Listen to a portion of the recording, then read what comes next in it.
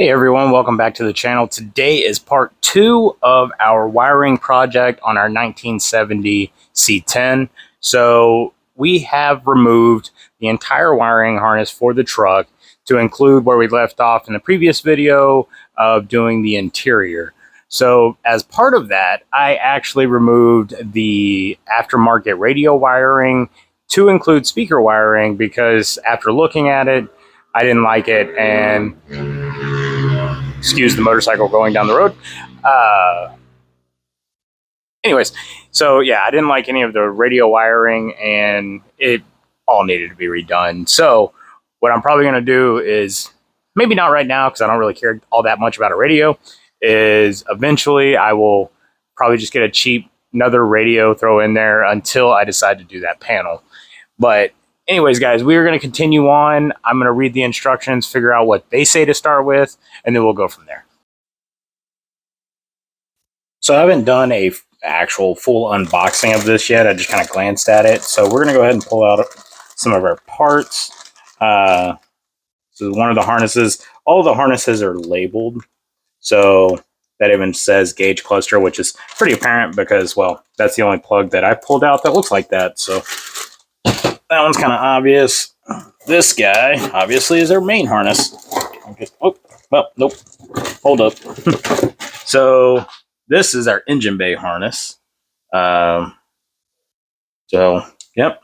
We'll be using a lot of our braiding on this guy because, well, one, it's in the engine bay, and two, it's a bunch of individual wires. So we're going to want to protect that as much as possible. Then, yep, here is our big old harness now. Yep, some of these connections look different. One thing I am liking is, I know this is the ignition one, and previously the ignition was spliced in, so it'll be nice that it's all in line. So, cool. Liking what I'm seeing. So, and then we got some heavy gauge wire for power source. Then got a bunch of connections that are in here. So, what was that one? Oh, blower switch. I know which one that is, or where that one went, because that was the last thing I disconnected. A bunch more heat shrink and connections. So, for the alternator. So bags are labeled. That's nice. Then a whole crap ton of different OEM connection points. And then we have some more connections, more terminals.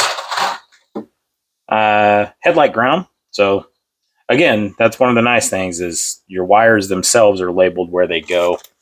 And we got some heat shrink ends. And this is what I was curious of.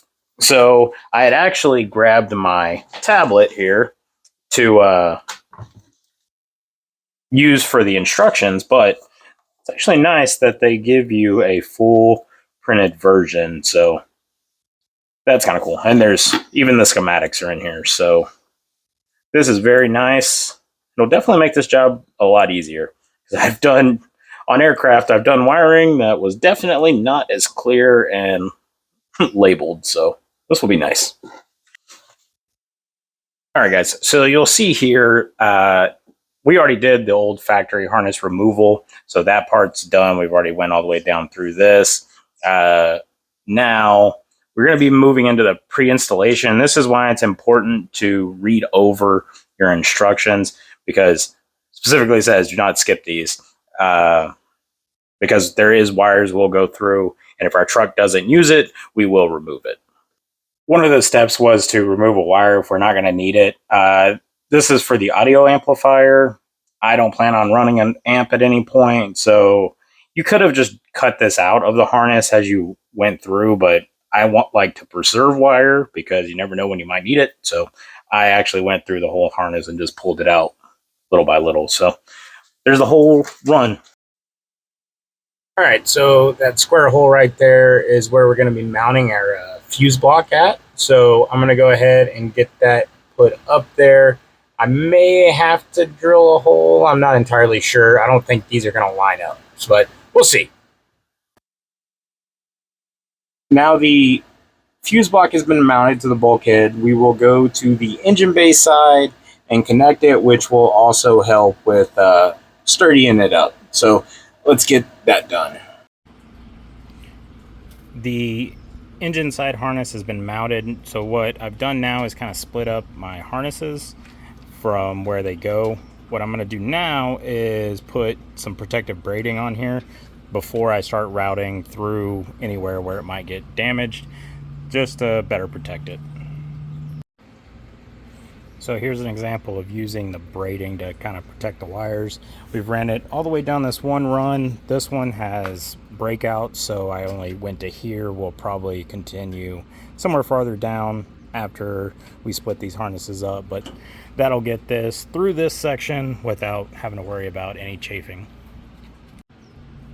So now pretty much the engine bay is routed. Now down here, I just left the headlight wiring for both sides just right here. I will, whenever we actually get to putting connectors on, I will do it all the way across and put more protection on it, more of this braiding, so that way it's protected all the way across. But as far as, so this harness, this is actually that one up there. That's for the tail section. We didn't route it at all. We'll get to that at another day. The engine harness itself is laying back here. It's routed around all the way through and is laying over there. I did put some braiding on it as well, some heavier duty braiding to help protect it. But so far, everything is working out as it should. Now, my only kind of concern so far with wire lengths has been the alternator harness, which is one of those little guys over there, or the littler of the two harnesses that's running back through there and here. I'm not sure if I need longer wire, like I might have to splice some in, or if maybe it stops like right here. So it's supposed to go to here, but it stops here. So I may have to add some wire or reroute it, maybe coming along the back with this harness. The instructions say for it to follow the headlight harness, but who knows, we'll see. And go from there as we go along. But as far as everything else, everything is looking good. It's looking how it should.